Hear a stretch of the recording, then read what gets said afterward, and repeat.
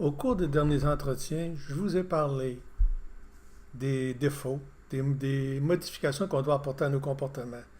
Je vous ai également parlé de l'important de bien se connaître. Dans le fond, de faire le bilan de notre passé parce que, encore une fois, c'est notre bibliothèque personnelle et c'est important de la consulter. Aujourd'hui, j'aimerais continuer un peu dans ce sens-là pour vous, je dirais, tenter de vous démontrer comment c'est important de se changer. Je vais revenir souvent là-dessus parce que faut arrêter d'attendre que les autres fassent ce qu'on veut faire. Les gens vont faire ce qu'ils veulent bien faire selon leur méthode, qui ne sera pas nécessairement la mienne, et je devrais faire avec. Souvent, les gens vont dire, ouais, mais il me semble que ça serait plus facile si. Quand on dit que ça serait plus facile si, là, c'est parce qu'on attend encore. On attend que la vie change au lieu que moi je change. Vous savez, l'investissement personnel, il n'y a rien de plus intéressant, de plus valorisant. C'est une chose, je pense que tout le monde a des rêves, tout le monde a des visions de la vie qu'il veut avoir, de ce qu'il veut être, de ce qu'il veut devenir. Donc, c'est important, à partir de là, de se demander qu'est-ce que je veux, moi.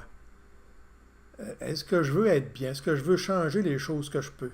Parce qu'encore une fois, j'ai cette possibilité-là. Vous savez, je reviens souvent au programme des 12 étapes, parce que c'est un programme qui me fait prendre conscience de mes forces, de mes faiblesses, puis qui va me donner aussi des moyens de développer les forces pour éliminer de plus en plus de faiblesses.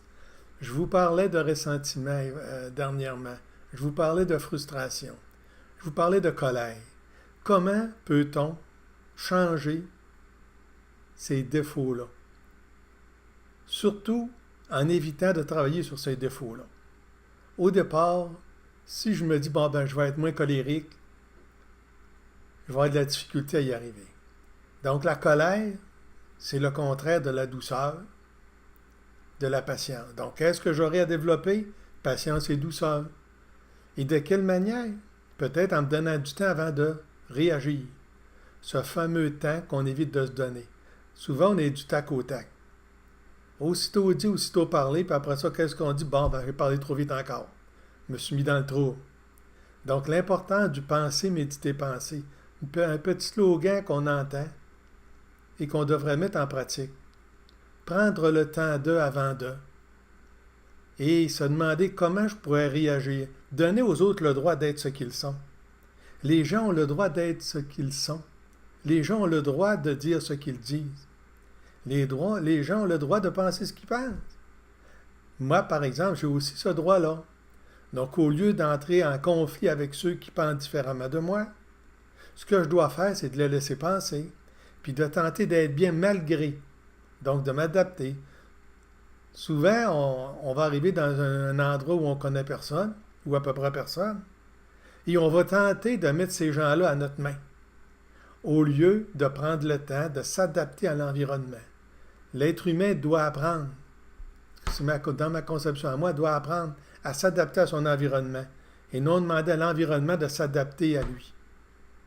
Trop souvent, on a voulu modifier l'environnement avec les résultats qu'on a aujourd'hui. La pollution et mettez tout ce que vous voulez, là. Donc, c'est un peu pareil dans nos relations. L'important de se glisser tranquillement dans un nouvel environnement pour s'apprivoiser. On doit s'apprivoiser à l'environnement.